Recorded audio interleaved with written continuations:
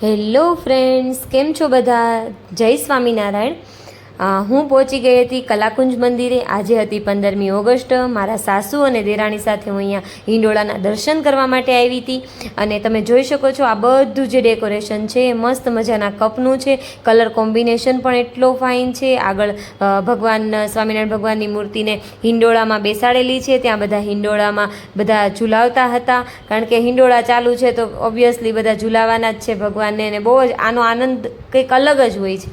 અને ત્યાર પછી અમે મેઇન જે ડેકોરેશન કરેલું છે ત્યાં ગયા. તમે જોઈ શકો છો, અહીંયા મહારાજાધિરાજ સ્વામિનારાયણ ભગવાન બિરાજમાન હતા. ત્યાર પછી એના હિંડોળાના આ ઉપર છેલ્લું તમને હું બતાવી દઉં. ત્યાર પછી 1 બાય 1 એક હિંડોળો બતાવીશ.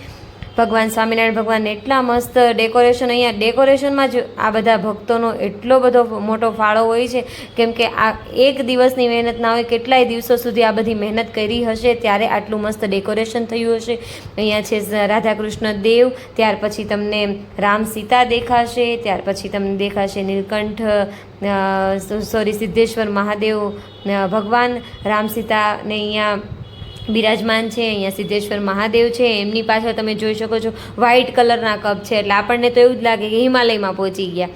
અને ત્યાર પછી લક્ષ્મીનારાયણ દેવના તમને દર્શન તમે અહીંયા કરી શકો છો. બધા જ હિંડોળા એટલા ફાઇન હતા અને બધા જ કલર કોમ્બિનેશન એટલું મસ્ત હતું કે વાત નહીં પૂછવાની. અને અહીંયા છે એક લાઇબ્રેરી ગોઠવેલી હતી, એની ઉપર આ જે ગોળા તમે જોવો છો બધું જ કપનું હતું.